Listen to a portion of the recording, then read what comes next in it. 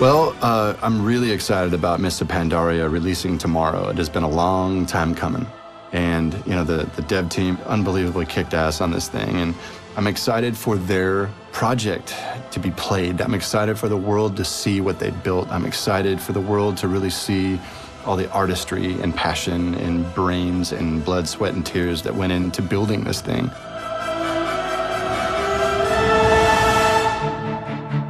A lot has happened since the end of Cataclysm, you know, since the Demon Soul patch where, you know, Thrall and the dragon aspects took down Deathwing finally and kind of chilled out the aftershocks of the Cataclysm.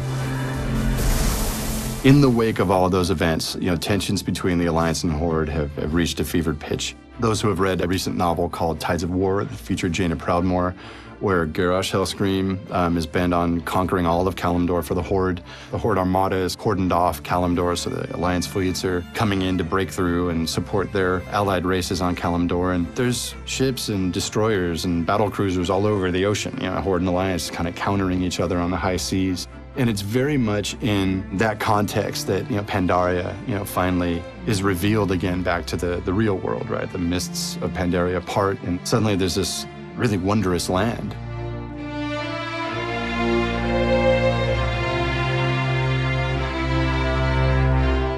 Certainly we bridge the gap from a story and lore perspective between Cataclysm and Mist of Pandaria.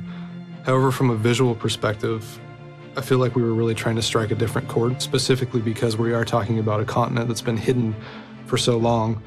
There really is no need to tie the two together other than the fact that it's in WoW and it should look like it's in WoW. So I think we kind of set that aside and went, let's paint a different picture here. Let's use this as an opportunity to really take a step back from the craziness that happened in Cataclysm. It's, you know, introduce a new, beautiful, kind of calming environment and take a breath in our timeline. And then also make sure that we have that underlying theme of death and destruction and everything you've become accustomed to with WoW.